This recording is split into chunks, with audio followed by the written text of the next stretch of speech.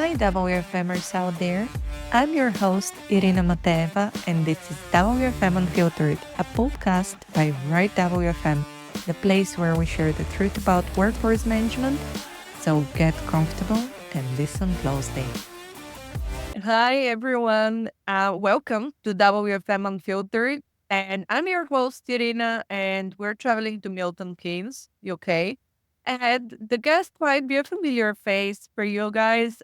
We have done a previous recording, and it was fantastic. I really enjoyed it. But I want to introduce you very quickly to Kim. Kim, hey, how are you doing?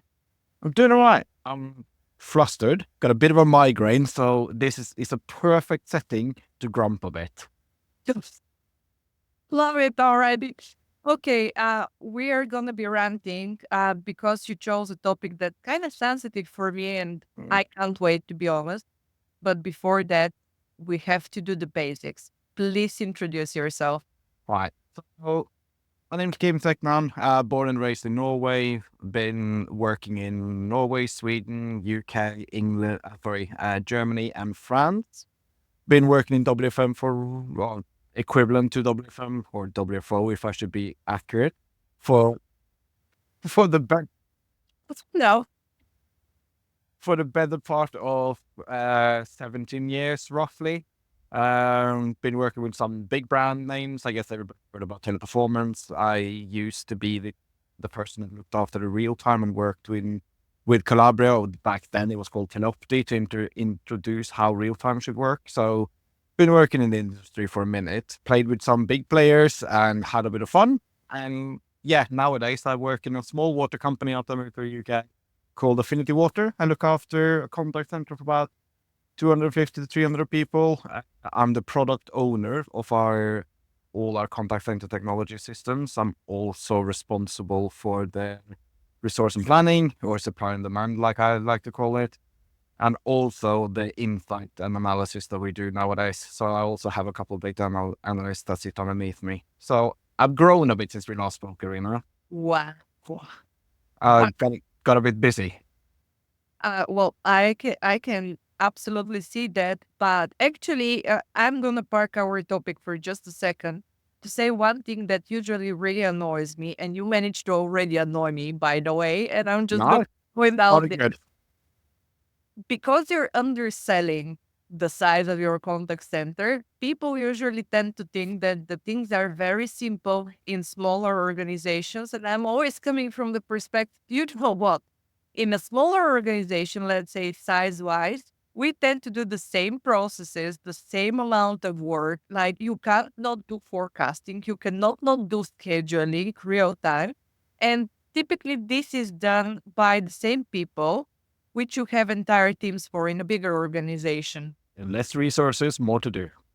Yes, exactly. So this is also the reason why you're usually the WFM manager, the business analyst Oh, manager, the tell me what kind of work there is to be done in the contact center manager. So don't undersell the work that needs to be done in smaller organizations. okay, I'll be nice. I won't. But the fun part about working in what I consider a smaller organization, because we have 1.4 million customers, we roughly see about 11,000 calls a week, there and thereabouts. And we have to keep some parts of our industry have to be open 24 hours, and they get about 150, 250 calls a day. So you try and balance that with 21 people. That's always fun. So I would have preferred that you have phrased it like that, to be honest. That's Yeah. fair enough. Yeah. Okay, now that we sorted this one out, we have the topic, the Mm. unpleasant for some people topic about WFM vendors. And both you and I have a lot of experience with a lot of different tools from a lot of different capacities in our previous roles. And I would say this one thing off the bat, the sheer amount of marketing bullshit and fluff when it's going everywhere to promote shitty, unworkable things sometimes is ridiculous and it annoys the heck out of me. And this is also the reason why companies are selling the wrong software to their clients just because all of the budget is going to marketing, and this is the flashy, shiny thing that the customers are seeing. So we're here to absolutely make the life of vendors difficult. I'm sorry. I'm always saying this. I'm a WFM or a user before everything else. So I have to be honest. We're not going to be mentioning names, but what we're going to be I mentioning know. is some of the bullshit that's happening with some of the tools. How about that? Yeah, 100%. I have. So just for context for anybody listening, I've gone through a couple of tendering processes at the minute. I'm in a very good mood regarding this. It hasn't been a fun journey, to be honest. Mm. I feel you. Again, we need to set the record straight. We do not mention names No, I won't. on the point, but we mention real stories and what we have seen from our user experience Yeah. in the hopes of we can give a little bit of our background and maybe it can be helpful for users and companies that are currently going through the same process or are about to start that journey. So tell me about it. How is it going? So it's been a bit of a journey. So we, to set the scene, our current product doesn't, we're missing a lot of things. The biggest one being, which I think a lot of people struggle with, is pure simple integration and reporting. So we are unable to get any data out of our system that is in a readable, functionable. For anybody that's worked inside any data presentation tool, know that you have to use some simple like an XI table, or you want to do a bit of SQL. So let's open up Visual Studio, or in our world we use a data presentation tool called Click. Can integrate to everything. Great tool, no issues. But for some reason I can't get the data out the way I wanted to from our WFM system, so I'm stuck. So I thought, okay, let me go to market, and that's how this journey started. When I 1.5 year in, I've been sitting on 8 demos so far. I've gone through with 2 of them to discuss a bit more, and to put it mildly, the amount of confusion there is between WFM systems, and not only that, but between what is contact center and what is project, has been amazing. So I've gotten project, the WFM tools, I've gotten field WFM tools, I've gotten people reaching out that has like a data analytics tool that all want to sell me a functioning WFM tool. That's where I started, just to put it in perspective. So I've gone through the journey. So I attend, and I'm going to be very cheeky here for anybody in the UK. If you want to go to the Call and Contact Center Expo, it's free. Go. You can meet vendors. That's where I started the following year to go, just because I wanted to get a feel for what's out there. And I've now found out that there is roughly one system I could use that would do the reporting thing that I need to do. Oh my God. But but the whole total problem is that they are able to do the one thing I need to replace, but I will then lose a whole other bit of functions. So, for example, forecasting would not come as a part of this tool. What? Yeah, that's the thing. So apparently they have, they were like, well, they could do default forecasting. And for anybody that does a bit of forecasting methodologies, know that you typically just do a simple trending forecast, like, can't remember what it's called now. I should know because I do it on a weekly basis, but the word escaped me. I'll remember it in a minute. But anyhow, when you do, they can do like a simple forecast, but any advanced scenario building or anything, no, doesn't exist. Okay. I'm gonna tell you what I'm hearing that you're saying. In all of those 8 demos that you have attended and a million other messages that you have received from companies trying to sell you WFM tool is, hold on.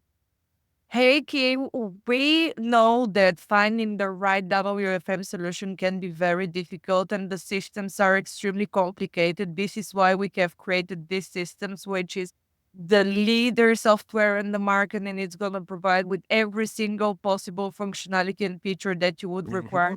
Though we haven't even spoken and we haven't understood your requirements, but we can solve your challenges for the fraction of cost that you would be paying to some of the other players. Best part, I will now contact you every 2 months moving forward. You forgot that much. Oh my God. Okay, I'll stand corrected. I mean, we're joking, but it's actually not funny. No, it is the truth. These marketing people will put you on a calling list because they have now created a lead, like we all know. And because they now know they're talking to the person that has the power to make a change, they will continuously contact you regarding the system, whether you want to hear from them or not. You know what? That isn't even my biggest irritation. My biggest irritation is that, and I'm sorry, I don't want to throw shade to CSMs or to account executive because they're doing the best that they can Oh, under yeah. circumstances in their company. But the reality is that majority of them don't have a WFM background. And the worst part for them, and I actually feel sorry for them, is when they stand up in front of a person like you and me that are also a little bit more savage in the way that we're communicating. And they try to explain me how their solution is the best fit, and they cannot answer a single question about it. Yeah, you're not wrong. So I asked what type of integration do you have with external tools? Because we have a data analytics tool, which is the core bit I want to try and get some of the basics out of too. But we have a bunch of other integrations as well. Like, how do you communicate with a telephony platform? How do you communicate with any form of like external software or, for example, gamification or QA tools, etc. And it's like, oh, yeah, we have this tool over here we can sell you. Oh, so there's no consideration as to, okay, how do I plug everything in? So I've had a bit of an issue with this. Now, the frustration for me is that when you finally get around to selecting a WFM system, you've gotten around all of these marketing people, and I'm sorry, do a great job, but Selling bullshit.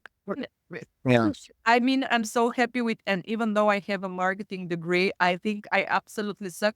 But the language, I mean, I'm actually envious of how articulate these people are. oh And yeah, no shade, good job, guys.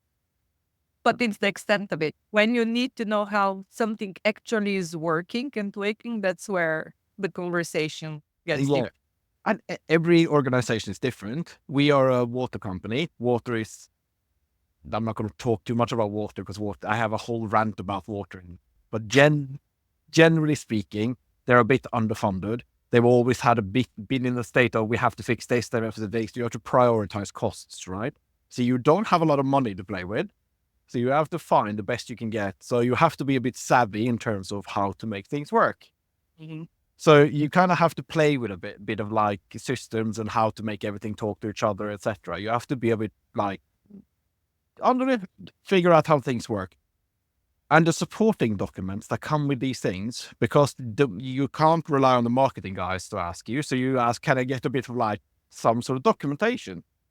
So now you're sitting down with 150-page documentation for the 10th system in a row, trying to figure out, okay, what kind of API connector do you have and what does it look like and where does it go? What fields are you looking for? How does this actually communicate with each other? What simple ask from my data team was, what kind of frequency can we get the data out? That took me 3.5 hours to figure out. Let me translate that. I'm starting to blush. Honestly, I love that conversation because it is a reality. And the thing that usually happens in conversations with vendors is, please tell me the frequency of the data. Sure, you can find it here in our help center. And this is the full technical documentation where you need to scroll, as you said, 150 pages in order to understand a single sentence. Because nobody think about it. Nobody knows it. It's somewhere lost in translation. But it is the truth that either before or post implementation, the resources are limited, especially if you don't have a support package that you're paying. It's difficult to get any answer that doesn't require you to spend tens of hours looking for it yourself. So that's been my reality for the last 6 to 8 months, is to read documentation to understand what kind of value they can generate. And don't get me wrong, I haven't even got to propose to sale yet. I've gone out to tender to get some ideas. Not even that we can replace our system yet, because it's coming up in next year. So I have a bit of time, so I want to be ahead of the game. So now we come to the whole, okay, you finally have a WFM system. What does it come with? And you raised, this has been on my mind for a number of months, but you said something very interesting in a post, I think about 6-7 months ago, where you said, is WFM function a admin or a strategic function? Mm-hmm. And I raised the question in my building, actually, because I was curious what people would say. Oh. And I got a very, depending on who the audience was, you got a very varied answer. So if I'm talking to the operations manager, the person in charge of my contact center, I'm absolutely strategic. Yes. Okay. If I'm talking to the team leaders, I'm admin. If I'm talking to the agent, I'm admin. If I'm talking to my boss, I'm admin. If I'm talking to the director, I'm strategic. Nobody can seem to make up their mind, by the way. And that was interesting to me, because I said I need a new system that helps me build a strategy, but none of them actually believed I was doing strategy. So the reason this is relevant for what I was about to say is that I was looking for a tool that could help me do scenario building as a part of it. So water industry, something happened. It's a common fact. We are pipe bursts, we get no water for a bunch of people, and we need to support them. And it's absolutely serious in a moment, and you do need to actually ensure that these people have access to water. Some are in a critical situation, etc. So in order to make that work, you want to try and build a bit of a scenario to figure out how many people do I need to ensure that all of these customers are, one, communicated to, that there is an incident, two, understand what's going on, where we are, how we can help them, support them, etc. Bit of an outbound campaign to make sure we reach out to the customers. I have done this in Excel for so long now that I'm about to puke, and I can't find a single tool that does it for me. None. Zero. Well, we did a very strategic mistake with picking up the topic. Let me just give a little bit of background to the listeners. We picked that topic literally a minute before the recording, and we were on the call, and I was trying to figure out how to phrase the topic, and we didn't even think, we didn't discuss what Kim was about to say. And now my concern is that at the second I hit publish on the podcast, you will see what the spam rule like, because you will be hearing from a lot of vendors that you're not in touch with that will be solving your issue. Yeah, probably. And but you would imagine that, okay, let's do scenario building. Let's move on to shrinkage then. So I've asked how many people actually understands what shrinkage is, first of all, in my organization. So when I started, there was about 4 people that answered me. Nowadays, it's about 50, because I've been campaigning. And the fun part about shrinkage is that you want to differentiate what shrinkage is so you can budget correctly for the year. That's at least the part of my role. I need to make sure that we stay on top of our budget, make sure that we stay in line. We all know this. If you don't do it today, they will definitely ask you at some point when they figure out what you do normally in our world anyhow. Yeah. So interestingly, I was trying to set up a shrinkage for the year, and for any WFM person knows that, it's between 25 and 45%, depending on where you are in the world. That's typically where you land. Now I'm closer to 50, but we're going to talk about smart yeah. The interesting part about this is that I try to figure out, okay, so what part of my training is actually induction and what part of my training is upskilling? It's called the same in my telephony system, called training. They put themselves in training. Okay, so I can't differentiate on the telephony system, so I need to differentiate in WFM. So that I need to make sure that the adherence is tracking correctly versus the training being utilized, and then have a shrinkage that pulls that back correctly to me. 2 WFM systems did that. Now, and I know that we said we're not going to mention names, but I'll definitely circle back up. Yeah, fun. Ears are breaking. Yeah. I think for me, the problem because you have what people would say rather complicated shrinkage scenario. For me, the problem with shrinkage is with a lot of vendors. Some of the vendor consultants don't understand what shrinkage is. So I have been present to a lot of conversations. When I hear the description of shrinkage, I'm starting to choke, I get very uncomfortable. Mm-hmm. And this is how, for me, the issue starts. Because if you're being trained from someone, and let's be honest, we're paying vendors shitload of money, especially for training. And for some WFMers, this is the first time they're being introduced to a tool. For some of them, it's the first the time that they are in a role, so they don't have much experience. So they're seeing those people, they're paid shitload of money, that are telling them, well, shrinkage is only your sickness. So that's what you insert. And then they are convinced, well, shrinkage is only our sickness. And this is how their process gets absolutely brutalized, disappears. Their numbers are wrong, but at some point you can't even redo the knowledge, and it's No. much better to erase and trade them from start, because Yeah, rip it up. here, I agree 100%. And for anybody that work inside a system, we know that it does a part of Erlang. So anybody that has heard about Erlang will probably go to some sort of contact center helper or some sort of website, dig out an Erlang calculator and use that. For people like myself that like to pick things apart, I'd rather look at the math underneath it and the calculator itself as well. And, we all know the weaknesses and the problems with Erlang. I'm not going to go too deep in that one.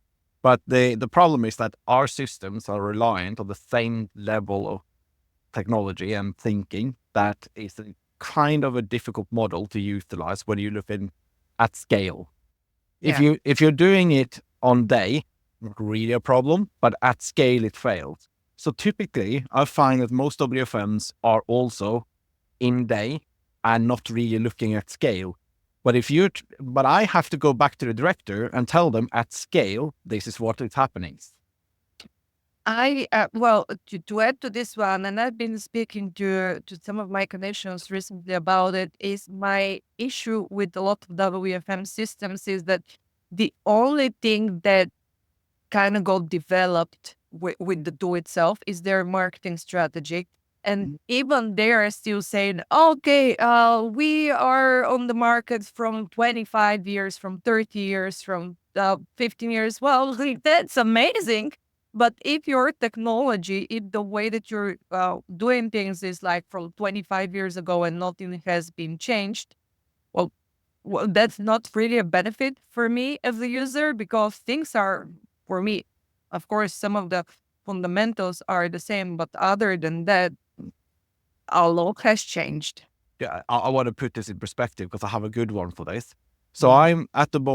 I'm sitting inside an advanced AI tool, building up 100% call quality assurance that I'm training an AI to tell me what's going wrong in the contact center.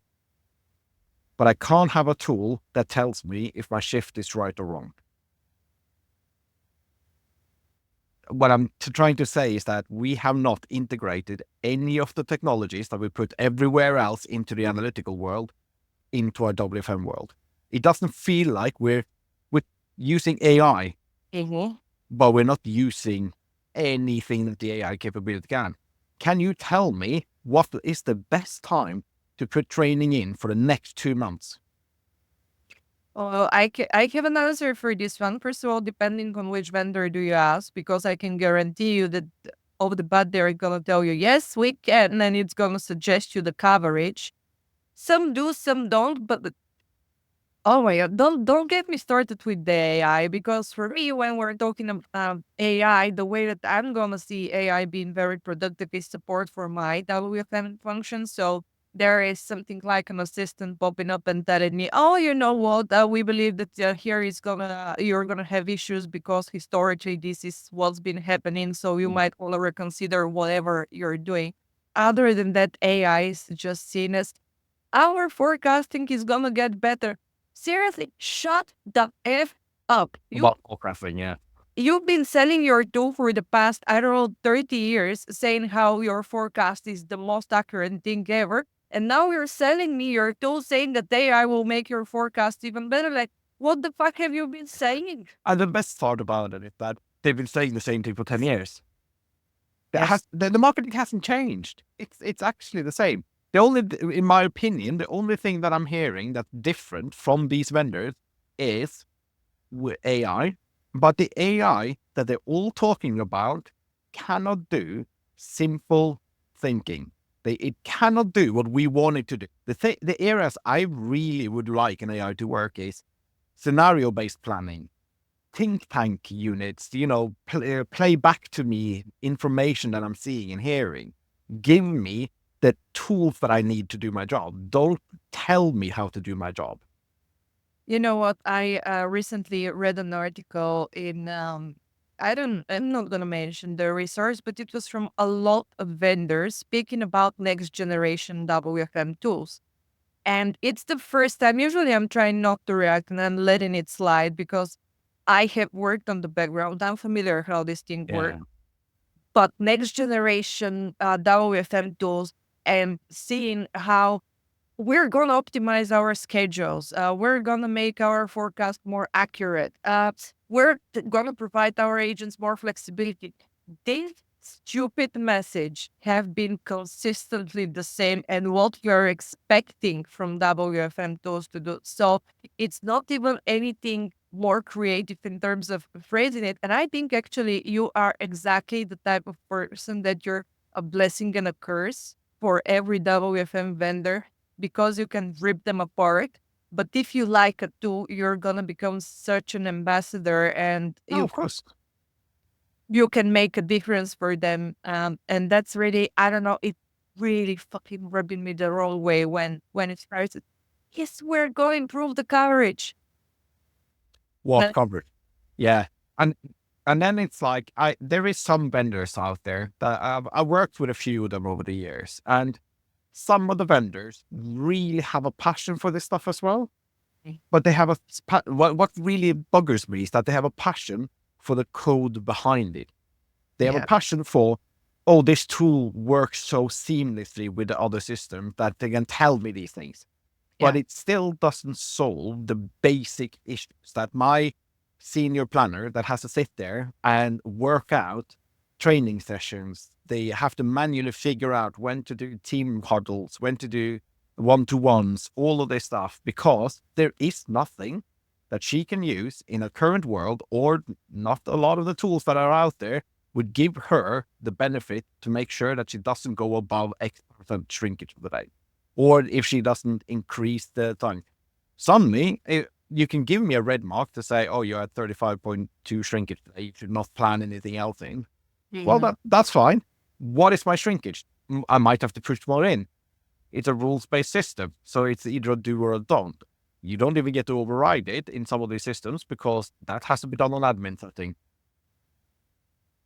So when I get marketed to, when a lot of them reach out to me, these are the things they're telling me that they can do. And then you go in and you actually spend the time and you read about them. Not a lot of them that can do it. but that goes along with credibility, and that's exactly my issue when what I have with those marketing messages that we can do everything, and especially when I hear this is the right solution for you without Yeah. even checking your what do you want, what do you need for your people, for your business, for your customers.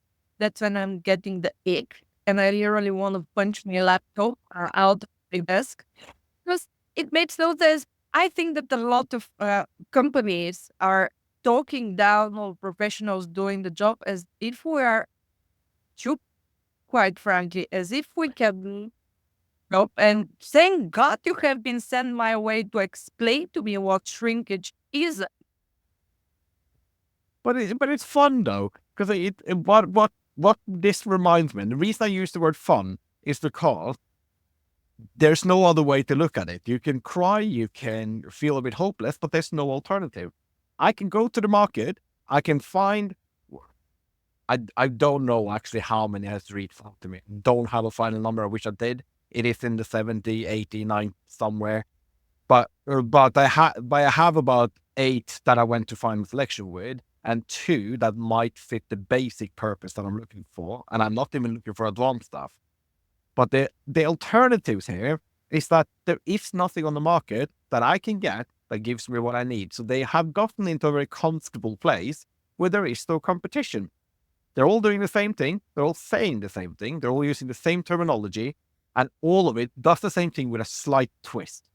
I have seen no innovation, literally none in this space. To put it in perspective, something that I was working with a vendor a number of years ago, and I'm not going to mention names, but they were implementing a proper real-time function, and they were looking at the UI interface of it. So they came to our company because we were literally across doors from them, and we were a vendor. They asked us, "What do you think of this?" So we helped them look after how it looks. And they are now selling that as a feature, that this is the most advanced thing ever about how it looks and feels. We're now 12 years later, or something like that. 13, like. So just to put it in perspective, that's the market. And I don't have anything. I don't have a way to get to tell these guys that I need something better. At this point, I'm better off in Excel. I feel like I need a glass of rosé right now. That I started because you're right. We better laugh, but the reality is, again, if you are rather junior or you just don't know what to expect from WFM system, but you've been given finally the budget for something and you have been sold that kind of a dream that we're going to make your life easier. And then you understand what kind of a bullshit you have actually paid for. And then you have to go to your contact center manager, operations manager, and say, whoops, I made a mistake. That's not easy to do. No, and then you're wondering why our function is then being called admin instead of strategic. That's why I went back to this question, because it does state so much the purpose and the view that people have of our team. And if you look at the market, we're a bolt-on. People look for contact center technology. They look for telephony platform first, and what would we all know the AI conversations around telephony? I'm not going to go into that, but we are a bolt-on to that. They like wherever they go, this is the first thing they look at, and then they go, "Oh, do you have WFO or WFM?" Yeah, we do. Okay. Yes. There's not a WFM first. We can do all of this stuff with your resource. Yet when it comes to the bottom line, my finance team is all over me like there's nobody's business. I am not allowed to go an inch over budget. I have to profile my recruitment down to a T. I have to stay on top of all of these movers and levers, which we all know is a pain, to make sure that you stay on top of everything. And I'm in a small world. Can you imagine how the big world runs? And then if I don't get it right, I literally am in trouble with my finance. But what tool do I have? Yeah, I think overall, if we start going into the root cause of all of it, is that the reality is developing something new requires a lot of time, requires a lot of expenses and money and cost. And it's much better to be directed big budget to marketing to sell you what you currently have rather than, oh, you know what, let's actually work on our product. And the fun stuff is that actually, if you go to most of the vendors, they do claim that they're doing so many new things and it is just completely new, next generation and so on. And then you open the door and you're like, is that pay? You know what? I've had that. The new patch was released. This was a patch for my current product. It was patch. I can't remember the number, but it's pretty high up there. And they had a new innovation. They changed the colors in all their schemes. I'm not even joking. That was actually the newest patch. So yeah, there you go. So I think the bottom line, so at least for me, is that I am starting to learn pretty much the hard way for a second time in probably 5 years I've been doing this, where I've gone to tender, where I'm the lead that actually has to bring these people in. That there is anything, there is nothing I can use, so I will go with the best of the worst, and that kind of warm up. I'm gonna quote you on this one. I love it. Okay, then let's offer some glimmer of hope for people out there. What can they do in case they need something? The truth is that there isn't any system that will revolutionize the world, but you can't live without one. So find something that works for you, that you can think of the basics. What is going to take the most amount of time, and take that off your table. We all know scheduling takes forever. Get a decent scheduling tool. We all know that forecasting can be a bit of a pain if you have to do it manually. Just get a decent forecast. If you have those two, at least you probably take in hours of your table so you can focus on the other bits that nobody can do now. Thank you so much for this conversation, Kim. Not only I enjoyed it, but I think it's about time that we start speaking a little bit more openly and honestly, because there are a lot of tools that are very helpful for the circumstances of the client that are right now. My problem is when they're being oversold as the unique thing that sells everyone's problem, and that there's no way that you would ever need something else. That's when I'm getting angry. But thank you so much for joining me for this very, very honest conversation about vendors and current reality. It's all right. Thank you.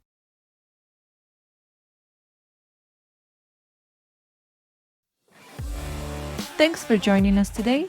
I'm your host, Irina Mateva, founder of Right WFM, where we believe that every business and its people are unique and deserve the right solution to their challenges. If you need support with workforce management, we're just a message away. Get in touch at irina@rightwfm.com or info@rightwfm.com. If you like the content and would like to support the show, please subscribe to WFM Unfiltered on your favorite podcast platform, leave a review, and follow me on LinkedIn.